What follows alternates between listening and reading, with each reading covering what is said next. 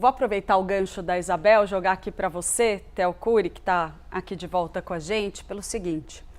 Essa briga toda que a gente vê entre Michele Bolsonaro e Flávio Bolsonaro, que expressa muito do clima que a gente ouve nos bastidores faz tempo na família inteira, né? Inclusive entre pai e filho, irmão e irmão, essa treta corre solta dentro do bolsonarismo. Só que isso acontece num momento muito específico, em que o ex-presidente Jair Bolsonaro está em prisão domiciliar, com uma série de restrições, então ele de fato não consegue atuar de maneira mais intensa na campanha presidencial, coordenar um pouco mais esse processo. Toda a organização das eleições ficou mesmo na mão de Flávio Bolsonaro, junto com uma equipe que inclui vários integrantes ali do círculo próximo do ex-presidente, e tem um papel também a própria Michele Bolsonaro.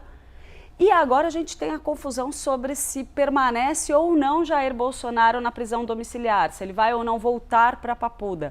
E aí temos prazo dado ontem de 48 horas pelo ministro Alexandre de Moraes para que a PGR, Procuradoria-Geral da República, se manifeste sobre aquela história da arma que foi apreendida numa blitz, arma essa do ex-presidente Jair Bolsonaro, se isso pode ou não pode atrapalhar a permanência dele em casa, se ele volta para Papuda.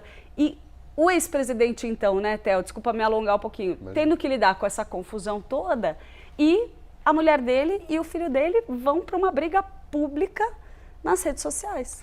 Eles dois que, inclusive, foram considerados determinantes para que lá atrás ele fosse para a prisão domiciliar. Você vai se lembrar, houve uma ofensiva, tanto da Michele Bolsonaro como do Flávio Bolsonaro, com Alexandre de Moraes. Os dois conversaram com o ministro ainda em março para tentar convencê-lo da necessidade de transferência do Bolsonaro da Papudinha para a prisão domiciliar, e de fato aconteceu, algo que não parece que vai se repetir nesse caso de agora. No final das contas, o que a gente tem nesse momento é o ministro Alexandre de Moraes aguardando um parecer da Procuradoria-Geral da República para ele tomar a decisão dele. Se o Bolsonaro vai continuar na prisão domiciliar, se volta para Papudinha ou se ele vai para outro tipo de local para cumprir essa pena de 27 anos e 3 meses de prisão a que ele foi condenado pela trama golpista.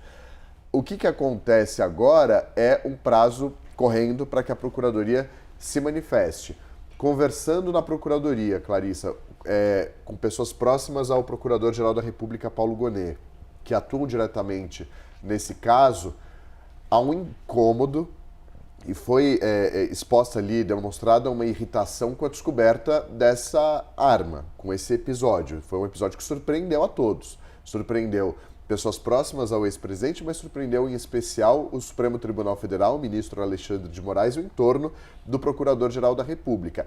A despeito, essa surpresa, de não ter havido nenhuma determinação para entrega de armas. Então, não havia essa determinação, mas ao mesmo tempo foi uma surpresa lá na Procuradoria essa descoberta e escancarou ali um descontentamento, um incômodo com essa decisão.